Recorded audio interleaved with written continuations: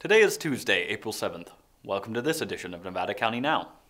We'll begin today with a COVID update. At the time of this filming, there are currently no new cases of COVID-19 reported in Nevada County. We remain steady at 32 confirmed cases, 22 in eastern Nevada County, and 10 in western Nevada County. Remember to visit mynevadacounty.com/coronavirus for the most up-to-date information. The CDC has confirmed the first case of COVID-19 in an animal in the United States. It's a tiger at a Bronx zoo that had a respiratory illness. Understandably, this has many people concerned about their companion animals, but at the moment there is no evidence that pets can spread COVID-19 to people or that they might be a source of infection in the United States. The CDC recommends that if you feel sick, try to avoid contact with your pets if possible, to prevent the unlikely chance that you could spread it to them. To keep yourself and your family safe, the CDC have these recommendations. Always wash your hands and your child's hands after handling or being around animals or their waste, food, or supplies. This is especially important before handling baby bottles or pacifiers or holding infants. Choose the right pets for your household. Do some research before getting a new pet. Children under the age of 5, adults over 65 years of age, and anyone with a weakened immune system should not have contact with rodents, reptiles, amphibians, or poultry. Don't kiss, snuggle, or hold rodents, reptiles, amphibians, and poultry close to your face. These animals are more likely to spread germs. Always supervise children around pets. Don't let them kiss their pets, hold pets close to their faces, or allow pets to lick their face or mouth. Keep pets and their supplies out of the kitchen or other areas where you prepare, serve, or eat food. Clean up after animals properly. Scoop cat litter daily, especially if anyone in the home is pregnant, and change it at least twice weekly. Pregnant women should not clean cat litter. Always remove dog waste from private and public spaces. Clean cages, habitats, and supplies outside the home when possible to avoid contaminating surfaces. If that is not possible, then clean them in a laundry sink or bathtub and then disinfect that area immediately afterwards. Avoid rough play with animals to prevent bites and scratches. Teach children to play with animals appropriately. Do not let small children near pets that are eating. Clean bites, scratches immediately with soap and water, and seek medical care if the wound is serious or becomes red, painful, warm, or swollen, or the animal appears sick, or if you don't know the vaccination status of the animal. Enjoy wildlife from a safe distance to avoid illness and injury. Visit cdc.gov for more information. The Good to Grow Cannabis Compliance Workshop scheduled for May 6th will now be a virtual event. It should still cover much of the same information, such as advice on getting your business into compliance, learning common mistakes that delay the process, lessons learned in 1 year, and a discussion of best practices with county experts and Nevada County growers in compliance. The county is asking for your feedback on the best way to deliver the information with a poll on their Facebook page. Visit facebook.com/NevadaCountyCA to participate. While the Nevada County Library branches are closed for the foreseeable future, their staff have been striving to bring necessary services and information to the community. If you visit the library website, you will find multiple digital resources for books, movies, music, magazines, language learning, newspapers, education, and more, all accessible with a library card. And for those who don't yet have a library card, you can apply for a temporary card on the website in order to use these services. Once you have finished the application, you will receive a temporary barcode and be granted access to many of the library's digital options. Several vendors have also donated additional lending options, so there are now more options than ever for library patrons. And in addition to its website, social media for the Nevada County Community Library has been flooded recently with storytime segments, art prompts, links to activities, and free resources. Youth librarians can regularly be seen dancing, singing, and reading on the library's Facebook and Instagram accounts. These new videos are a response to the recent closure of the library, as families are no longer able to come to weekly storytime programs. For those who do not have access to the internet, you can participate in a Dial-A-Story program by calling the Madeline Helling Library and Grass Valley Library Children's Rooms at 530-265-1538 and 530-470-2693, respectively.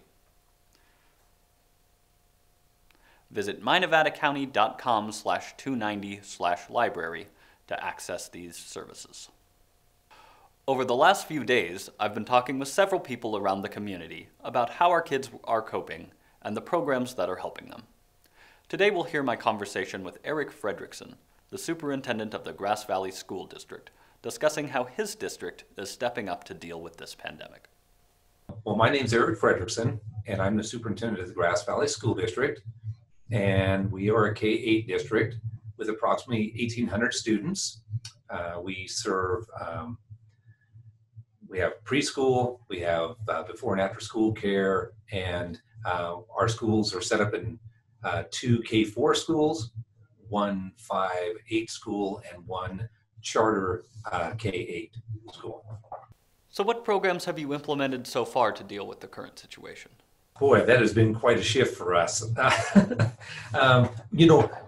Because we haven't been able to meet face-to-face with our staff, that's been a little challenging. We've done Zoom meetings. The principals have been doing that. And so what we've been doing is each site has decided whether they're going to do paper packets that would be distributed out to students in about 2 weeks to 3 weeks worth of work via online resources. They're using Zoom, they're using Google Hangouts, they're doing YouTube videos, they use traditional email. But our first thing that we did when we first started was I wanted the teachers to connect with the families and the students first, because this is such a strange thing for everybody, and there's a lot of fear, and kids get a lot of security by physically being at school and having a relationship with their teachers, and that's a gap for them. And so what I wanted the teachers to do was, first of all, just reach out, make as much, make the kids feel as comfortable as possible, and then we can deal with all the logistical ends. But we had our first distribution a week ago Wednesday, and at the K-4 schools, even at all 4 schools, they had a drive-through process set up where parents would drive up, and then the teachers would greet them. They'd roll down their window, and the teacher would find out, who is this? What's the student's name? And they get a packet and hand the packet through the window. And the parents drove off. We're also serving food for families as well. So meals. So we provide breakfast and lunch. And so that's a drive-up process as well. We started that a week before distance learning. So we've served over 4,500 meals so far over the last 2 or 3 weeks. And how have these programs been received so far? Yeah, we haven't received any concerns from parents, that we get emails, and I think for the most part they're grateful. I think some parents are feeling a little overwhelmed because they've never really had to serve in the teaching capacity for their children.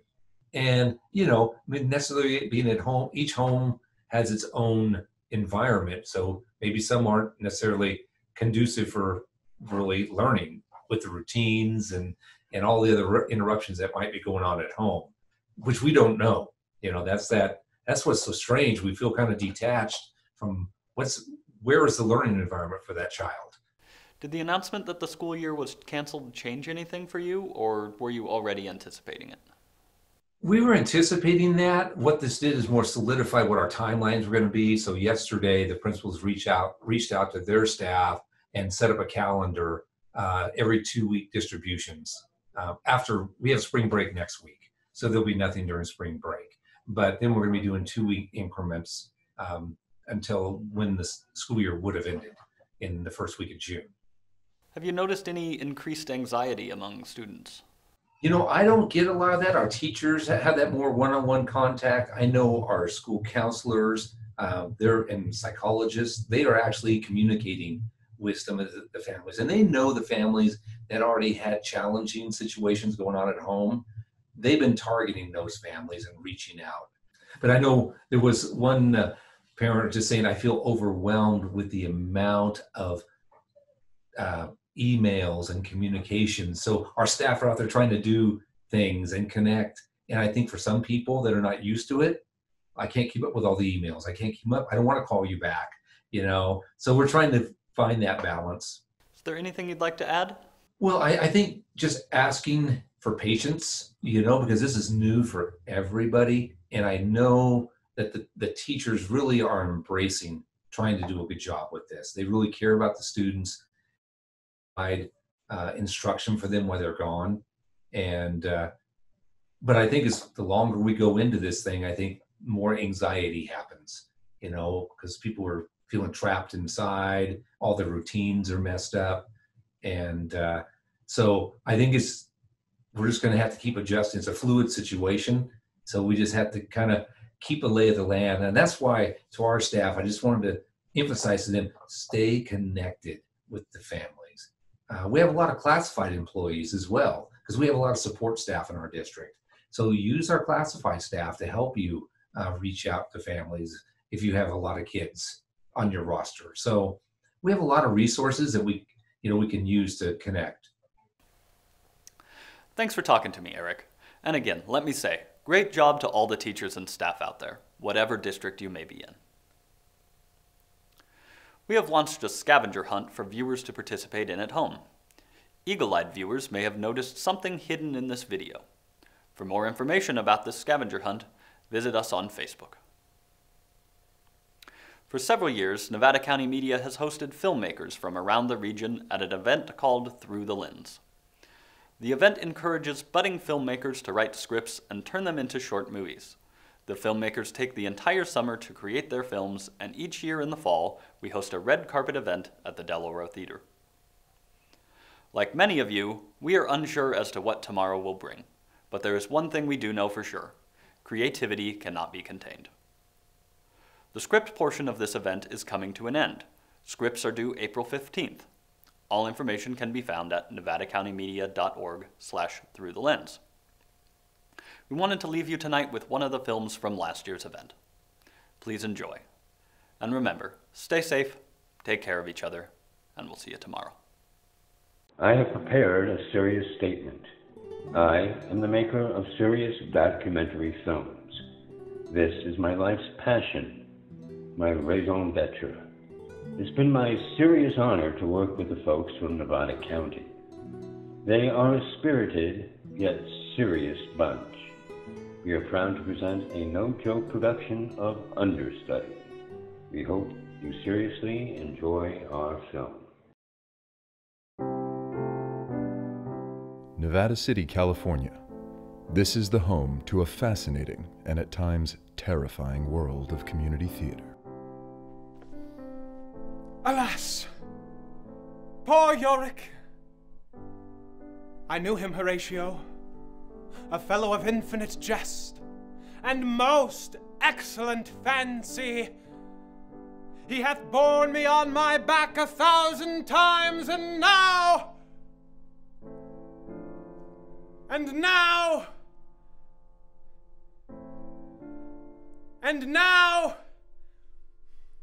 line! No, give me the damn line, Bacho. Read me the line! That's that! Auste Keridze is an award-winning playwright from Lithuania. She is now the director of Teatro Fortas, the North San Juan Cosmic Acting Collective. This is our 5th season of Shakespeare on the Ridge. Vyrai, mes filmuojame, gal galite palaukti biški? And this is my 5th year working with Brian. Po velnių, nu gal galite nustoti? His Macbeth last season was simply fantastiškas. Delicious. But like many great artists, he could get a little bit temperamental. Lampa. 'Tis a ballet of such unbridled merriment. Good grief, Bato. What be your damage? Fetch me my skull, fool. Brian Stolto is a true Renaissance man, a poet, dancer, and musician. But first and foremost, Brian is an actor considered by many to be a gift to the stage. Meet Langley S. Dillon. I am a legendary playwright, director, narrator, and real estate agent. Brian stands tall, a beacon to our outstanding theater community. He is a man of remarkable, nay, limitless talent. Brian is simply a tour de force. I have had the privilege of casting Brian in some of the seminal works of my illustrious career, such as The Milkman's Prank, Delbert and Molly's Folly, and of course, the belle of last year's theatrical ball. Philandering Phil in the Phillies of Philadelphia. Brian is a lover of nature, a tree hugger, and a devoted uncle. Look, Uncle. It's a chief monkey skull. Well, no, Ned. That's a pineapple, Ned. Brian draws endless inspiration from the lavish trails along the Yuba River. Never far from his side is Bato, Brian's loyal student and manservant. Oh, the river rapids! So rapid in the river quenches my thirsty soul. To the mellifluous melody of summer's unbridled merriment. Where be your jibes now? Your gambols? Your flashes? Of gayness? No, what's the use? Fetch me my skull, fool!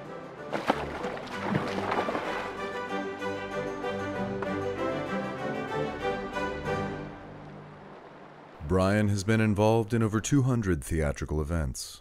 We sat with him backstage for my new play. When did you first get involved in performing, Brian? That would be my theatrical role as Robin Hood. Sam Reingold's local production of Shenanigans in Sherwood Forest. In which you were an understudy, isn't that correct? In fact, I'd like to talk about your long history as an understudy. You said we weren't going to talk about that. We only want to tell the whole story. Get a clear picture. But that was the deal. No understudy stuff. But this is core to your story. The discipline, the dedication, and sure, the disappointments. Well, I hate to disappoint you, sir, but I will play no part in the assassination of my character. This interview is over. Shut off the cameras!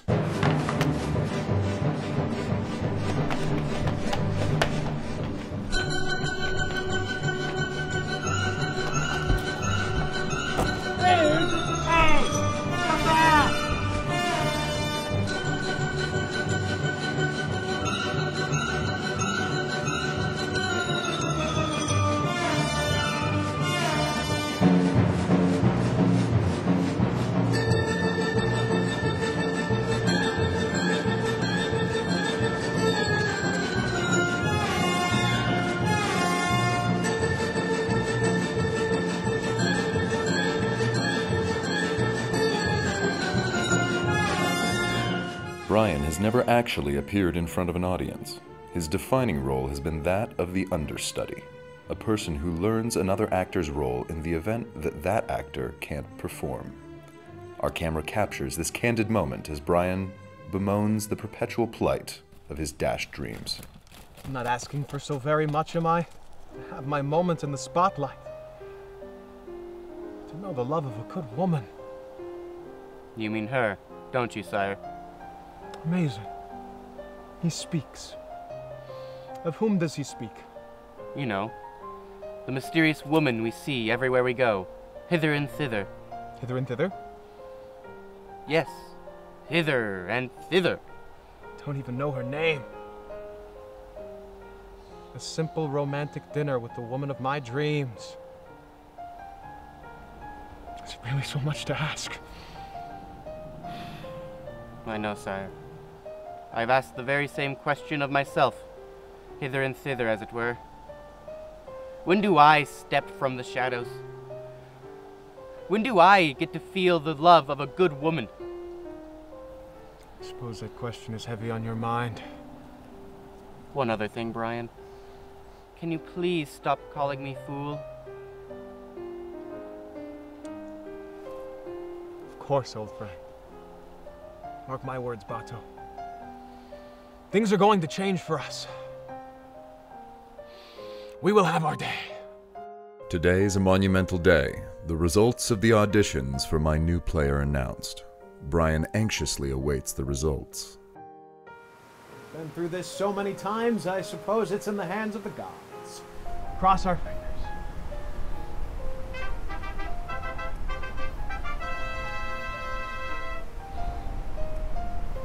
Hello? Yes, I understand. I got the part. Not the understudy. The lead role.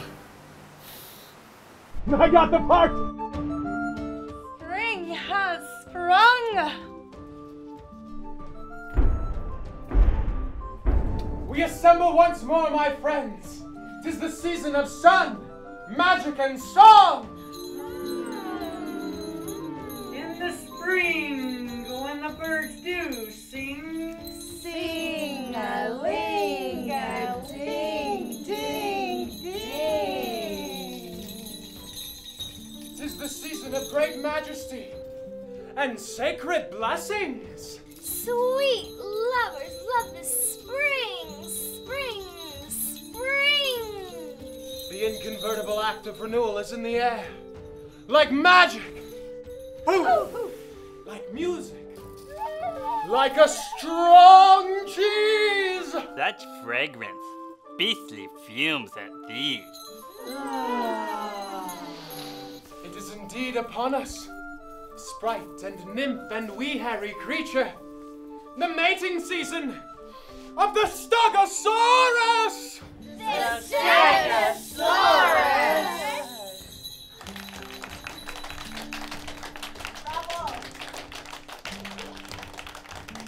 What is your name, milady?